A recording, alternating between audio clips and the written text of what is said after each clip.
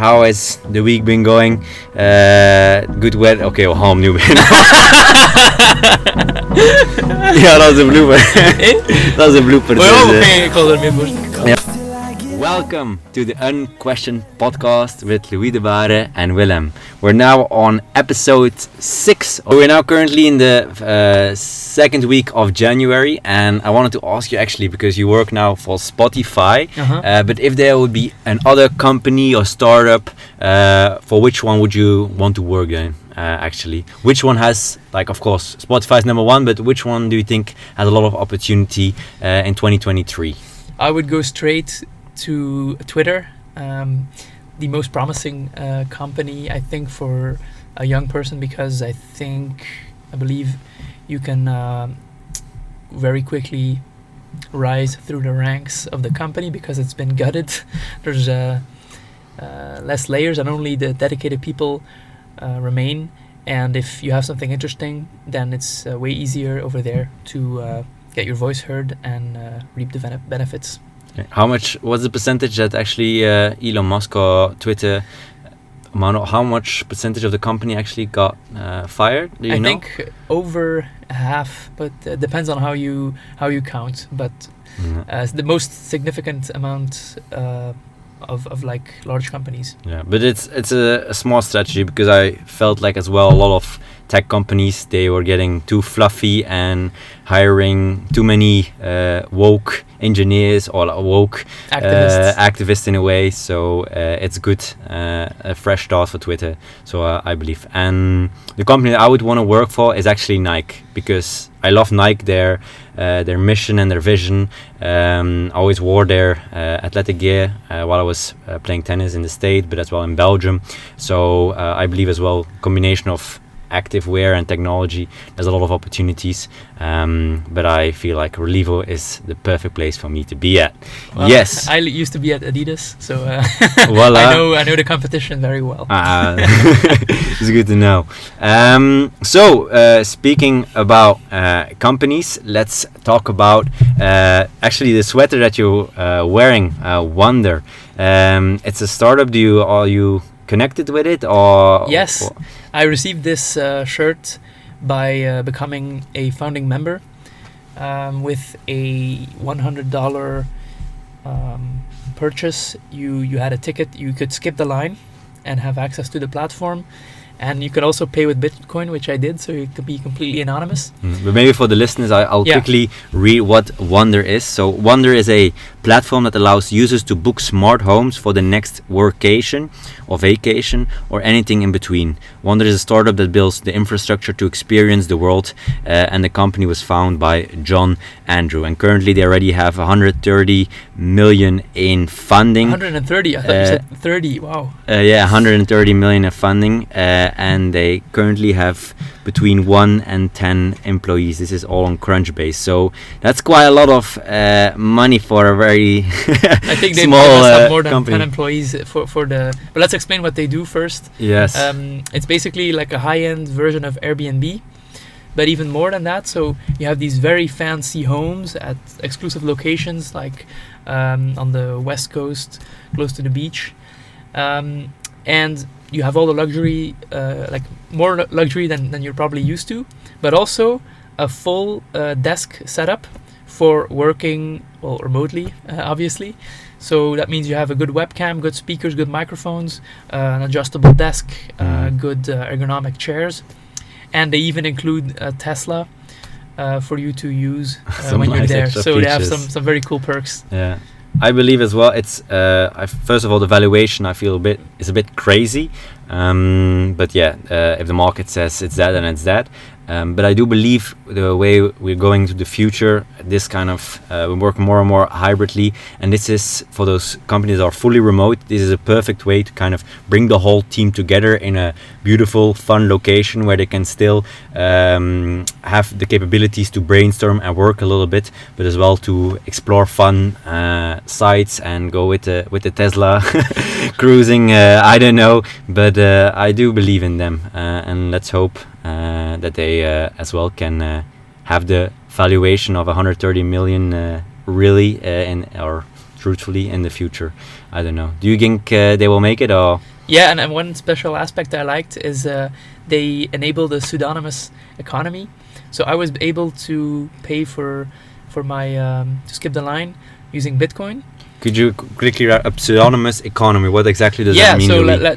they don't even need to know my real name. I can use a pseudonym, and that can be interesting because in the end, like, why would they need to know who you are if you're working, or which company you work for? You can just go and roam the East Coast, for example, or the West Coast, jumping from wonder to wonder, and they don't need to know who you are. Yeah, but I believe personally that's a little bit of woke activism within the company, because if, for example, you have a pseudonym and you trash the place, then as well there will be ways to kind of still guarantee that they know who it is who crashed the Wonder location. Or do you think it's really kind of rooted in the company? Yeah, we're still early. The tools are not there yet to have like a special credit score, but I believe that will eventually exist on chain. And it's also the opposite. Like, if you are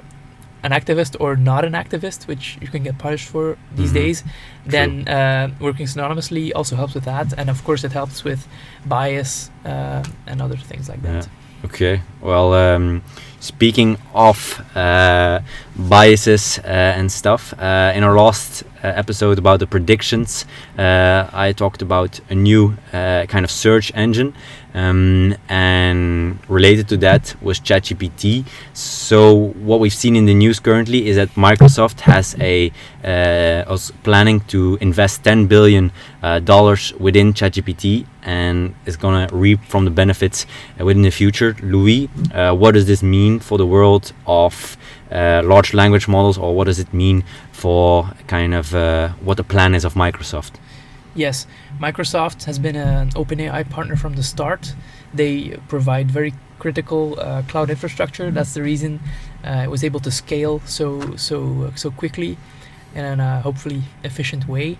And they're continuing their investment by buying this big stake. And it's kind of an interesting deal because OpenAI doesn't make money yet. So you could say it's a shitty deal for them that they have to give up 75% of their profits. But yeah, on the other hand, there's no reason or there's no like absolute certainty that no one else is gonna come into the space and take their crown. Do you believe what is the biggest competitor of ChatGPT and Microsoft Google, working because together? they're the only company that has the resources and the scale with cloud, or maybe Amazon, but Google is also very, very academic and very interested in machine learning in general. So I'm sure they have some stuff cooking, and they will surprise us this year. They're not. They will fight back, obviously. Yeah. What you said as well about the resources, like Google is one of the companies who has that. I've seen as well now people in my circle that I've like promote ChatGPT through too, and what I've been seeing is that they don't have access anymore. So they definitely were burning in the beginning a lot of money. Yeah, 3 million, up to 3 million a day. Up to 3 million a day. That I didn't even know that. So that's quite a lot for a company who doesn't make any profit. But it's as well a incredible demo. It's worth it for the best demo of all time. Yeah. So I feel like it was worth it, the investment, and a lot of people will, once they gonna charge or maybe collaborate with Microsoft, will have initially bias to go with that search engine or with the ChatGPT and did model. you mention the valuation? 29 billion. Do you think that's reasonable? 29 billion. Well, I'm always a very pessimist because, like I said, there's all wonder 130 million. I find that a little bit too high, and 29 billion. I find that quite okay. If you because it's so incredible once you use it. I even stopped using Google for a while and just started using ChatGPT, and the valuation of Google. Okay, they're way further ahead in building a company and building value for the world. But I do believe that it is a worthy valuation for ChatGPT for OpenAI. In a way. Yeah, I wouldn't. I think not that I don't believe that they could exceed and 10x this valuation. It's just there could be a different competitor that comes along, and nobody says they have a monopoly. It's hard to define what their moat is. There are no network effects really in this space, so we'll see who will disrupt them. If anyone does. Yeah, there's many more probably competitors of the big tech that have, like you said, as well large language models. So only time will tell who will be the winner, the big winner, like Google was with previously search. That's right. Speaking of Microsoft, we haven't done a lot of tweets yet, but there's as well a unique tweet that came out from Tom Warren. And what he said is, it was a scoop, which is Microsoft employees are getting unlimited time off. Microsoft will no longer require US employees to formally record vacation later this month. And they are getting a payout for any unused days. Wow. I'm just gonna let you talk about this, Louis. This is quite insane, and I feel like in my country that wouldn't work very well, but maybe in the States, because while in Belgium maybe a lot of people would like say, "Ooh, I can take unlimited holidays. Let's enjoy 365 days of the year." All over the world, I would imagine. Yeah, it sounds like the dream. Mm-hmm. And yeah, the US they have like worse work-life balance compared to Europe, you would say. So why do they do this sudden switch? I already saw like a negative feedback on Twitter. Somebody suggested that this is just like some sleight of hand, an interesting way to not have to pay time off when people resign. So we'll see if it's actually unlimited, like they say. And a good way to try it would be to say, okay, I have a 4-day work week from now on. I skip all Fridays and see how they react. If they really value output over input being the hours you spend working. Yeah, I think as well that will be the deciding performance indicators will be even more important for employees for the companies, because if a person not performing, or like you said, the output is not there, then they will, as well in America, it's much easier to fire someone over there. So it's a country easier to try these kind of policies, which in Europe would be a bit more difficult, but we'll see what it comes from it. I hope for the best, and that people don't take too much holiday, but don't take too little, but have a little bit better life because of this policy. Voila. And then on an ending note is another tweet by Andrzej Karpati. Is it correct? Andrzej Karpati?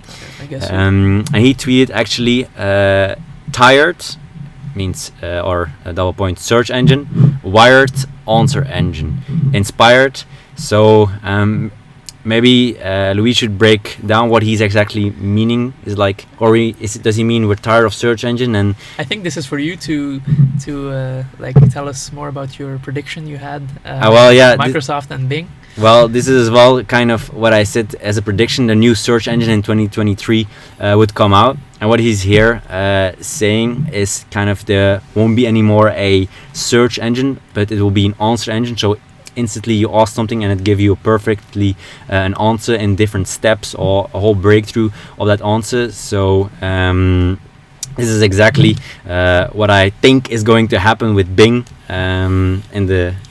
Shout out to the All In podcast, J. Call. Like Bing, you get your answer instead of you have to Google it, where you just say links. So that hopefully will happen in the future. But still, I'm not sure if I would use Bing, because it's such a bad name in the past. Would you want to use, like, the amount of corporate jokes that have been made about Bing is endless? But would you use it if it's decent, Louis? Well, I've used Bing to install Google Chrome. Okay.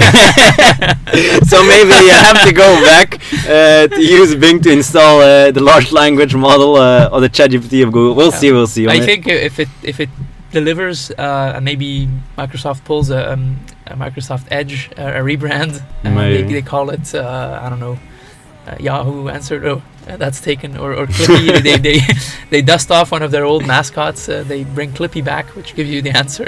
Okay, maybe with Clippy, we'll see. But I think that's perfect to end this episode. Thank you very much for listening.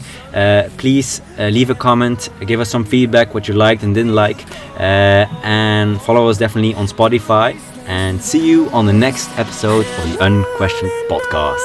Ciao. Bye bye.